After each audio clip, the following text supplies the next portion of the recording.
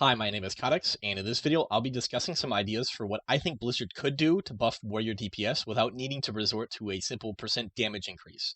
Now, some of you are understandably going to be thinking, wait, didn't you just make a video saying that you think Warriors are fine? Well, no. That video was me discussing what I think the future will look like given their current state. Just because I'm optimistic about the future doesn't mean that I need to be optimistic about the present. It's also worth noting that I did not put a lot of thought into the PvP implications of my proposed changes. I just thought about it from a PvE perspective. So with that out of the way, let's get started.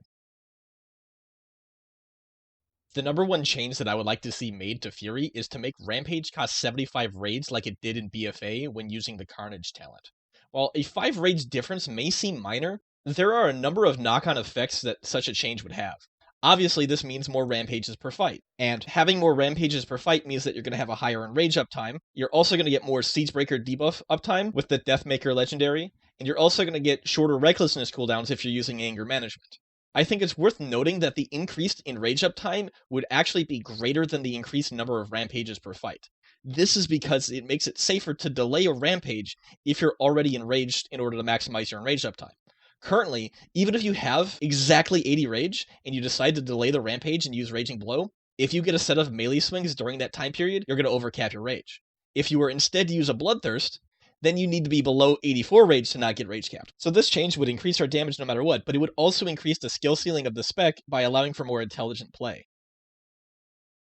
Currently, any damage done by our offhand has a 50% multiplier in front of it, meaning that basically they take the same damage as your main hand and then cut it in half. If they were instead to change that multiplier to 75%, from my napkin math, this change would result in somewhere between a 5 and 8% increase in our TPS. Now, I don't know if the rage generated by the offhand is somehow influenced by this multiplier or not, though given that the WoW codebase is seemingly made out of angel hair pasta, it wouldn't surprise me if it was. If this is the case, I estimate that such a change would be closer to a 10 to 13% damage increase. They could revert the change to how much haste is granted by enrage. However, I think that they personally made the right call with this change, as previously periods where you were not enraged made you feel like you were DPSing from inside a pool of molasses. That said, reverting this change would certainly increase our DPS. A more off-the-wall sort of change that they could make would be to give Fury the Seasoned Soldier passive that ARMS has, which makes auto-attack crits generate more rage. This would obviously mean more rage generation, leading to more rampages, more enraged uptime, more Siegebreaker uptime, and so on and so forth. It would also increase the value of crit for Fury. If this change was implemented, it would almost certainly need to be at a lesser effectiveness than the 30% increased rage generation that ARMS gets, because otherwise crit would likely become far too powerful. A strong quality of life improvement that they could use to buff ARMS would be to make Overpower's cooldown scale with haste. Currently, having Overpower available to buff Mortal Strike or to fill between condemns is very important. And even at 0% haste, getting bad luck and not getting any Tactician procs means going at least 8 GCDs between each Overpower. As haste increases, the number of global cooldowns that can fit inside of Overpower's cooldown also increases, though this is obviously offset by the fact that more global cooldowns means more chances for Tactician procs.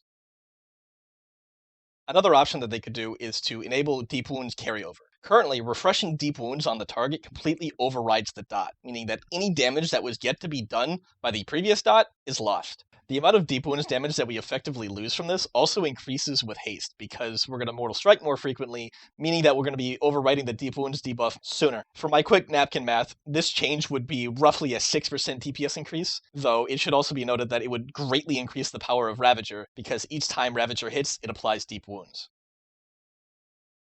Another thing that they could do is make the number of times that Ravager hits scale with haste. Doing this would obviously increase the value of haste for ARMS, but it would also balance out some of the RNG associated with the Signet of Tormented Kings, because currently, getting a Tormented King's Ravager proc is pretty stinky because it'll hit twice and only 2 times. Whereas if you get a Recklessness proc, you always get the 6 seconds of 100% increased rage generation and 20% ability crit chance.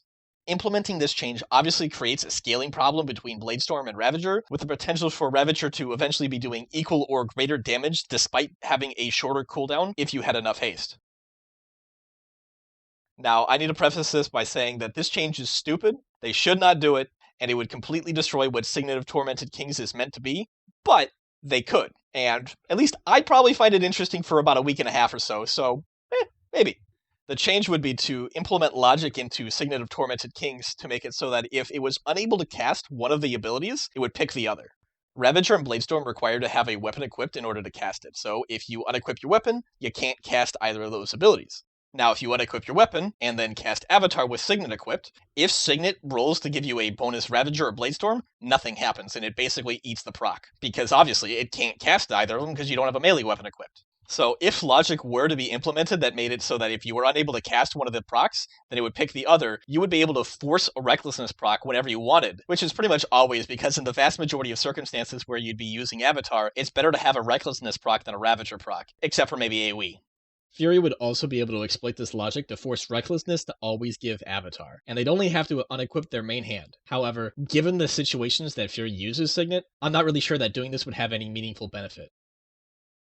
So those are just some of the thoughts that I had. I would love to hear your ideas for what you'd do if you wanted to buff warriors to be competitive without resorting to simply implementing a % damage increase modifier. As always, I encourage you to tell me what's wrong with my ideas, what I missed, or what I forgot to consider. Finally, I just want to say thanks for watching, and subscribe for more.